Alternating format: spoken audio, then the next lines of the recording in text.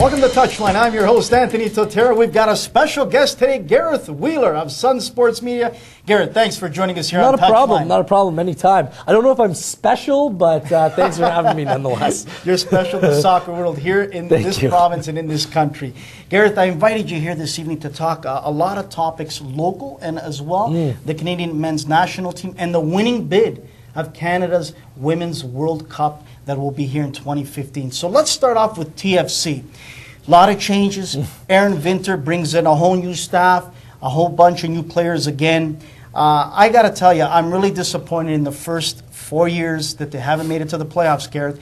And this year for me, even though Aaron Vinter is preaching patience and time is running out for the season ticket holder. Yeah, and I think you will see a lot more empty seats at BMO Field this year. Just speaking to people in and around the club, it seems that there will be quite a few tickets made available. But I think that the team is finally moving in the right direction. I think there maybe almost has been too much of an obsession on playoffs and sacrificing the future in order for short-term gain. What you're seeing with Vinter and this slow-moving process of putting together the team that they're going through right now, I think he's going through it methodically. I don't think that he has a great understanding of MLS, nor North American players. So I think that this is just really the feeling out period, and we need to take it a little bit easy on him despite what has happened before, because finally I think we see that the direction that the club wants to go. They want to go young, they want to develop in the academy, and they want to build from within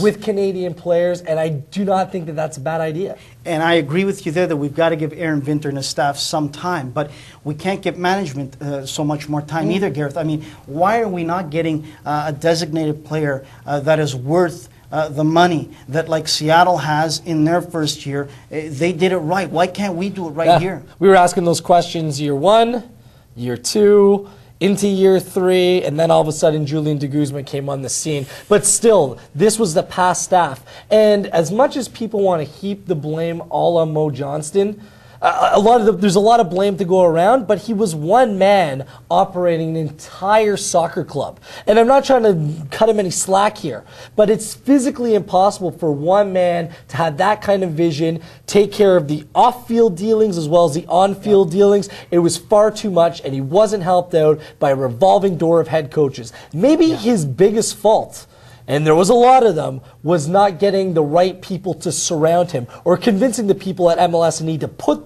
that staff in place so they could build methodically from day one. It was all ad hoc, and now what you have is essentially a team that's starting all over again. Gareth, what I've really liked is the TFC Academy. They played in the Canadian Soccer League. They produced a lot of players that now are coming up. I mean, Jason Bent, Paulo Ciccarelli, the list goes on of coaches there. They did a fantastic job. Keith Macabuya, Nicholas Lindsay, the list goes on and on. I love this bright spot in the TFC umbrella of family. See, if you want to compare the TFC Academy to the Vancouver Academy or development group, Vancouver has top players, but the consensus out there is that many of the players that are in the Vancouver youth system have other aspirations to go play in Europe in different places. The players here in Toronto actually want to play for Toronto FC. So they're developing methodically. You saw a lot of young players play with the under-17 Canadian team that has qualified for the World Cup, the first Canadian team to qualify for the under-17 World Cup since 1995. Kevin Ailman scored a fantastic goal to help Canada qualify for that tournament. He's now training with TFC as we speak in Charleston. He's getting a look by the big squad. So with players like him, it was unfortunate what happened with Nicholas Lindsay. I think you're going to see Ashton Morgan a whole lot this year. So there are bright spots, but I think that's why Jurgen Klinsmann came in and I guess gave his advice to Toronto FC in the first place. And this is what he said. I know this for a fact. You want to develop players from within the academy. Stop spending your money on mediocre American players. Develop them from within, then bring in elite players to complement what you've cultivated. This is a great point, Gareth. Nick LaBrocca, Dan Gargan, the list goes on and on. Why can we not give it to some Ontario kids that maybe deserve the opportunity to shine for their home city in TFC? I think there's been a stigma around Canadian players for far too long. They're not good enough. They haven't been trained the right way. They don't have the proper skill set, but that's changing gradually. I think that's because the academy is showing levels of success. You had people like Jason Bent in charge, Proper leadership, proper training, and a professional environment creates professional players, and I think they are going down the right path. Will Johnson, to me, comes to mind right off the bat. This is a great Canadian player,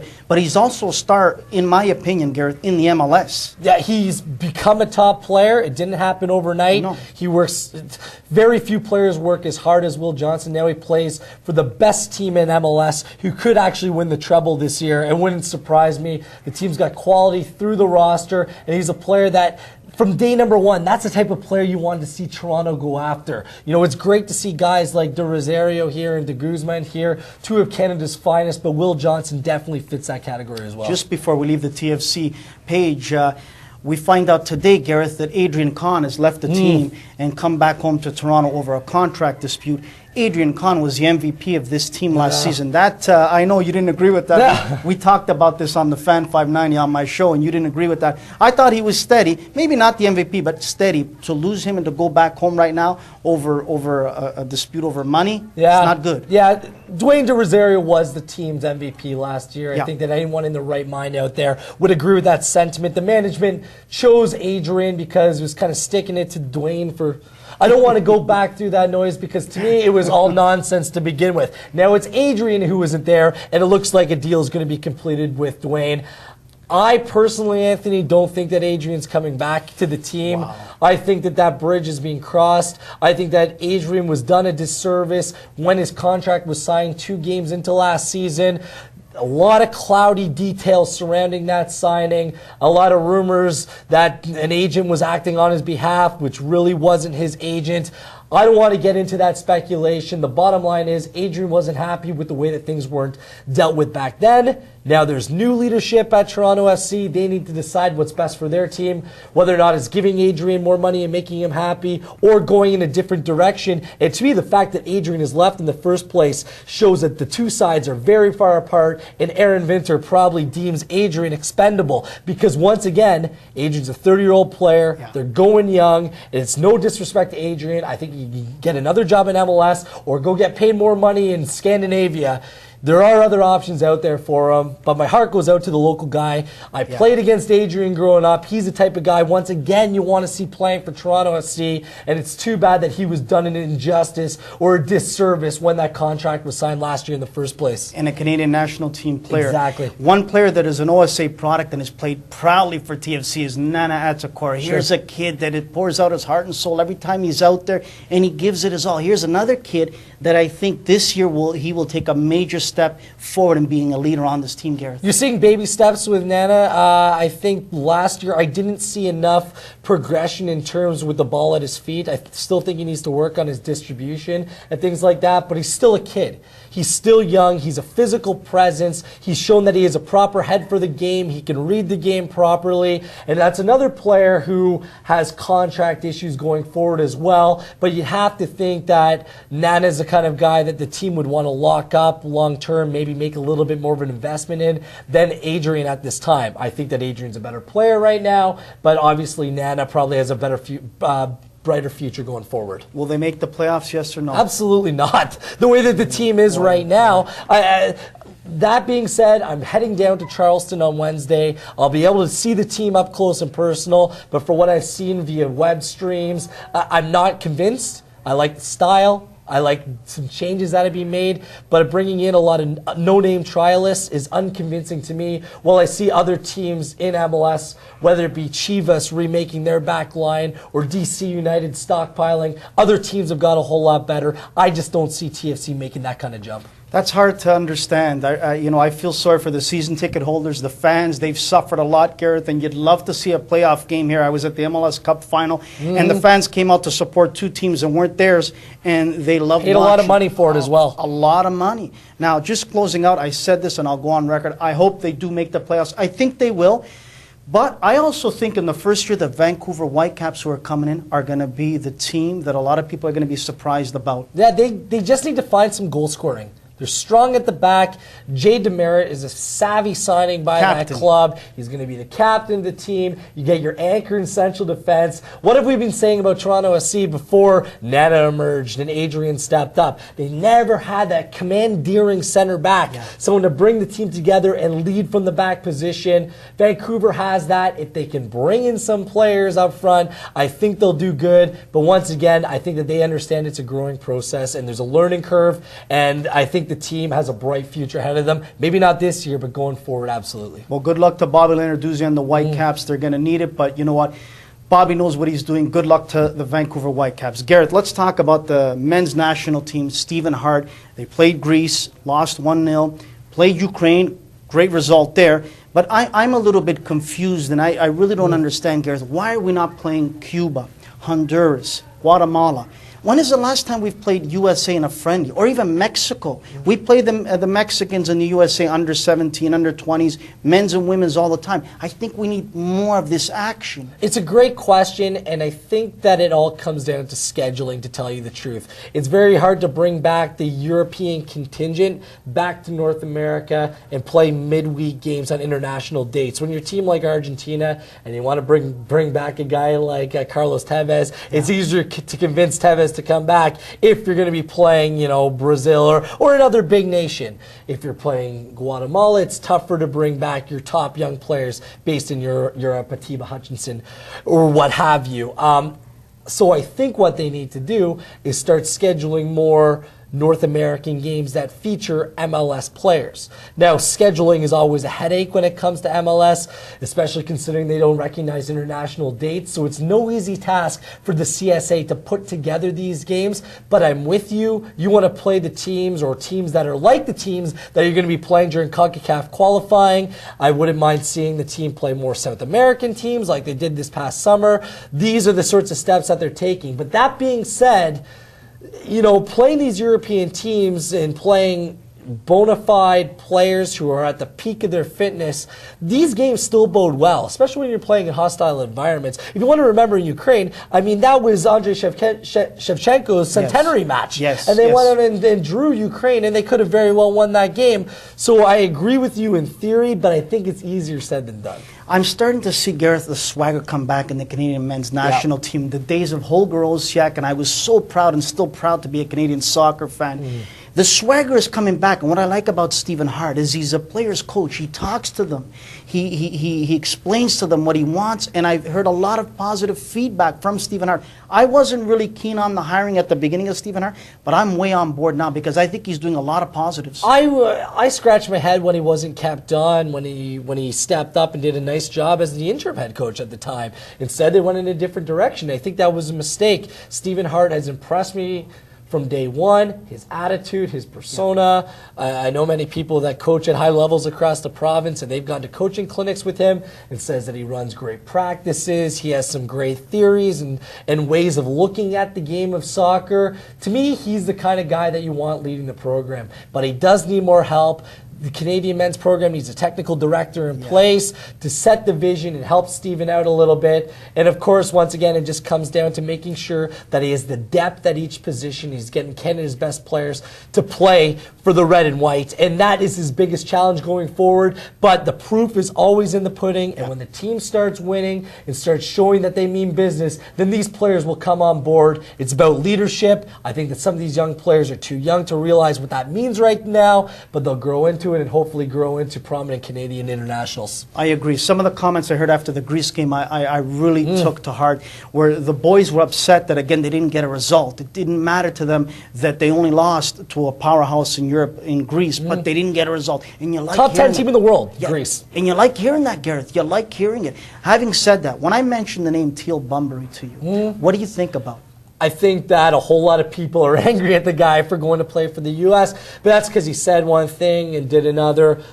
Look, I'm not going to kill the kid for it. Soccer, whether you're playing internationally or professionally, it's a business. We understand that. We know that. We're all proud to be Canadian. I'm sure that in his own way, Teal's proud of where he came from as well. But you got to move on. Canada shouldn't have to rely on a Teal Bunbury or an Owen Hargreaves or players of that ilk to propel the program to greater heights. We should have more players, and when I say more players, more in terms of numbers, to come in and fill those spots and be bona fide internationals. You know, make Canada a destination. Make it an it spot for when players, when they have to decide they want to come play for this country. And there's been too much bureaucracy, too much BS all the way through. I agree. It's been a turnoff. I don't know why they'd want to come into the circus of previous years. I'll tell you why. Things are changing, and I can see things going forward being better, but in the past, that's the past. Leave it there. I'll tell you why. I don't care about the politics, the bureaucracy. I care about the shirt that they're putting on, representing the country that I was born and proud of. And that's what I want them to understand. Forget all the BS and forget about all the red tape. I am a proud Canadian. I want to see Canada in the World Cup as you, Gareth. Sure. And it's getting tiresome of not But the seeing youth this. system for so many years, I was part of it. I was part of the provincial program. It's so fragmented, and the decisions that are made are based on politics or are based on hearsay and not always built on talent and ability. Like Owen Hargreaves was cut from the Canadian national team, and my friends, players that I'm buddies with in beer leagues now, made it on the team over them. It's not to say that he was a late bloomer, yada, yada, yada. Canada has had to clean up their act, and I can see the light at the end of the tunnel, and hopefully that's happened so the nonsense of things that happened in the past do not affect our future. But I sense a buzz in the air, Gareth, across the country, not just with the men's team, with the women's team, just a whole buzz where I'm noticing a change in the mentality. I'm noticing that people are tired of too many chefs in the kitchen and they want one chef and one only. Talk a little about this reform and the change you've been feeling in here. Well, reform is obviously coming slowly, and unfortunately that significant announcement made by the Canadian Soccer Association was pushed to the back burner because of this potential women's team boycott, which I never have fully understood nor supported, quite frankly. Things are moving in the right direction. It's all about soccer people being able to make soccer decisions. And professional soccer people. But once again, that leadership comes at the top. And there's been too many people down in this area adding their 2 cents or squabbling and arguing over perceived power. It's been nonsense, Anthony. And hopefully reform comes in swiftly. There's no guarantees. I don't know how it's going to be applied. You don't know how it's going to be applied. But you can only keep your fingers crossed that the cream rises to the top and the people that should be making decisions are the ones that will be empowered. Why in this country, though, Gareth? England, Italy, Brazil, Portugal. We don't hear these politics happening. Maybe there are some problems, but not like here in Canada. Do you know why? Why? Because we're not a powerhouse in the world. Me, the other guy over there, him over there, we all come from different places in the world and have a different concept of how the game should be played. There's no Canadian soccer identity. There hasn't been a Canadian soccer directive. What does it mean to be a Canadian player? I've asked myself for that question for so many years, and that's what needs to be wholly determined at this point. And hopefully that vision is set so the squabbling can stop and we're not divided by ethnicity or where you came from or where I came from or what someone in Atlantic Canada thinks versus someone in Western Canada thinks. There should be a concise Canadian soccer vision, and that is what we need. Beautifully said. I'll close out on this. I've said it a million times here and on radio. I have 2 boys. I am born and proud Canadian, but I'm of Italian descent. If Canada ever were to play Italy in a World Cup game, or even in a friendly, my house would be full of Canadian T-shirts, proud of it. But when I ask other nationalities, whatever the nationality is, if your country where your parents were born were to play Canada, who would you cheer for? I wouldn't cheer for Canada. I would cheer for that country. That breaks my heart. It breaks my heart. Once again, it goes back to track record. People want to cheer for teams that have a sort of cachet or a team that wins. Our Canadian soccer history is honestly pretty lame, to tell you the truth. Yes. So we need to build that history and give reason for the kids of tomorrow to want to wear that red and white shirt and develop into not only Canadian supporters but Canadian players as well. You know why you want to wear it? Just to close it out, Gareth, and I'll tell you why. Great healthcare system, the greatest country in the world. We have some of the wonderful scenery anywhere in the world. This is the most beautiful country in the world. I've been all over. You tell me why. Yeah, because other countries will pay more money and you'll get more money by playing. Money talks, man. Money talks. I hear you. And so does playing on the world's biggest stage, which Canada unfortunately hasn't afforded the opportunity to enough players. Well, let's move on to the next page, a happy page. Let's talk about the winning bid of Canada, official today, 2015 Women's World Cup bid will be played here in Canada. I'm ecstatic. I'm happy for all soccer fans across this country. I'm even happy for you, the CSA. I'm happy for you as well. But you know where I'm not happy, Gareth? I'm not happy for my city of Toronto, which I was born and raised. Here in Ontario, Toronto, the engine of this country.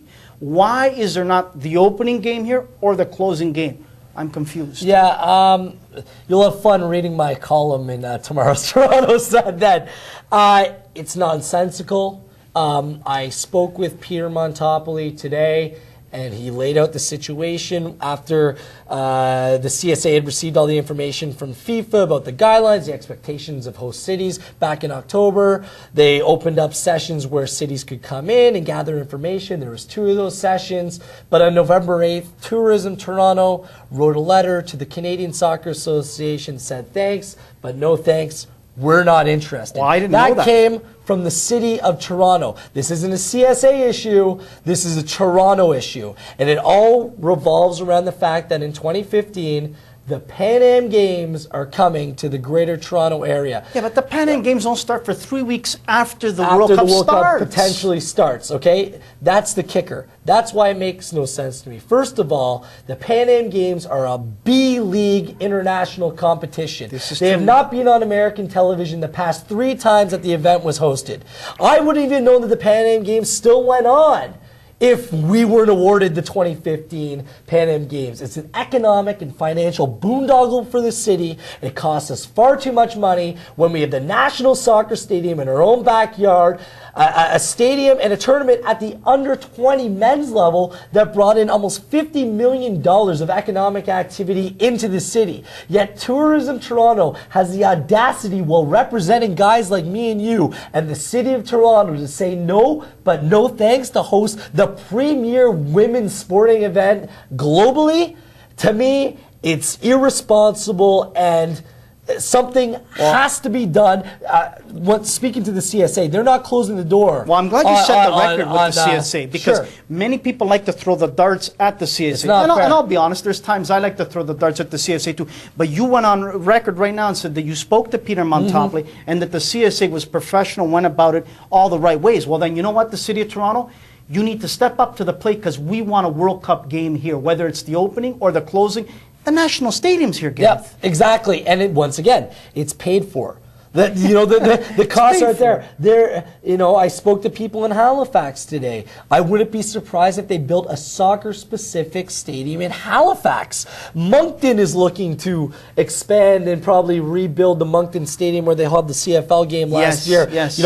Ottawa, Winnipeg, they're in the process of development as well. We've already made stadium right here in our own backyards. It's an absolute shame. If you're watching from around the world this competition, you're saying, oh, it's great seeing soccer played in Edmonton, but the city I've heard about in Canada is Toronto. Why aren't they hosting the event? It makes no sense. It's a mind-boggling. Charmaine Hooper, Carol Lang, Ontario Products, great Canadian athletes, great Canadian players, and we're not playing a World Cup game in Toronto. Confusing. Very confusing. And I've hit out at the people of Toronto for being fair weather fans to a certain extent.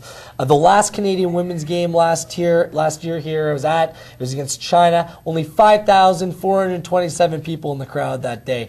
That is not enough, considering that the women's team plays in Toronto once a year. Considering since the start of 2008, there's only been 5 senior international matches, men's and women's, in the city of Toronto. There's no reason not to go out and support these teams. It's laziness. Now, I have no doubt in my mind that if you put a World Cup game here, the people will come, the tickets will be sold, it will not be a problem whatsoever. That's kind of how Toronto is. But still, I can tell the CSA wants the game here, wants games here. I want a game here. Do you want a game here? I sure do, but it's more than that. It's sponsorship. It's Canada's economic hub. Not to have a game in your most populated city, it makes no sense. So once again, the CSA said it's in Toronto's hands. They can contact us. you know, it's an open invitation to be considered, but you got a whole lot of catching up to do. So I said it's time for this big league city to make a big league decision and make sure there are games here. Well said. Gareth Wheeler, Sun Sports Media. It's been a pleasure you joining us here on Touchline. Anytime. You've been around the soccer community for a number of years. Keep up the great work and the passion for the game of soccer in Ontario, my You too, friend. man. You too. Thanks for joining us here on Touchline.